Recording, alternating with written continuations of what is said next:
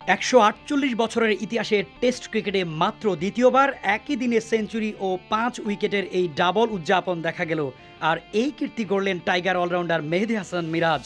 জিম্বাবুয়ের বিপক্ষে চট্টগ্রাম টেস্টের তৃতীয় দিনের দ্বিতীয় সেশনে যিনি সেঞ্চুরি পেয়েছেন আর তৃতীয় সেশনে পেয়ে গেছেন ফাইবারের দেখা। সাগরিকায় জিম্বাবুয়ের বিপক্ষে বাংলাদেশ ৩ দিনের মধ্যে জিতেছে টেস্ট, এমনকি জিতেছে ইনিংস ব্যবধানে। আর এই দিনে বিরল এক রেকর্ড গড়ে দেখালেন মিরাজ। ব্যাটে বলে দুই বিভাগেই দারুণ নৈপুণ্য দেখিয়েছেন টাইগার অলরাউন্ডার মেহেদী হাসান মিরাজ।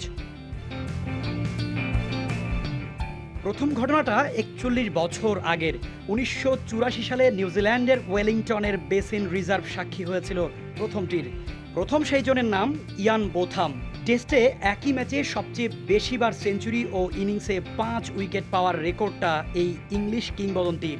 ১০২ টেস্টের ক্যারিয়ারে ৫ বার এমন অলরাউন্ড পারফরমেন্স করেছেন বোথাম, যার সর্বশেষটিতেই শুধু একই দিনে সেঞ্চুরি ও ৫ উইকেট পূর্ণ করেছেন তিনি।